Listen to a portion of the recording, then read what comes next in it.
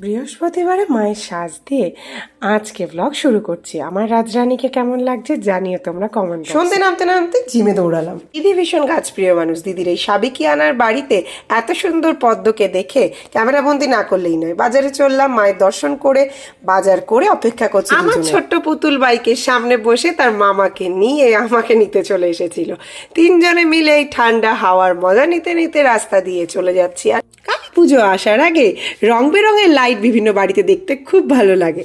কালী পুজোর আগে মাম্মার আজকে লাস্ট স্কুল, তাকে পৌঁছাতেই ভোরবেলা বেরিয়ে পড়েছিলাম। মাথায় আগের দিন রাত্রেবেলা এক গাদা তেল দিয়েছি। আর এই যে আমার সারথি আমার সাথে ছুটলো বাড়িতে। সব রাজা রানীদের বাস দেখতেই পেলে, একজনের গলার ওপর আরেকজন উঠে বসে রয়েছে। শুক্রবারের পুজো সম্পন্ন করছি, আমার মাম্মা সব ঠাকুরদেরকে চুমপি দিতে ব্যস্ত। সেটা একটু ক্যামেরাবন্দি না করলেই হচ্ছিল না। ছাদে গিয়ে দেখলাম এত অপরূপ জবা ফুটেছিল সন্তোষীমাকে, তাই দিয়ে সাজিয়েছি। বাবাই।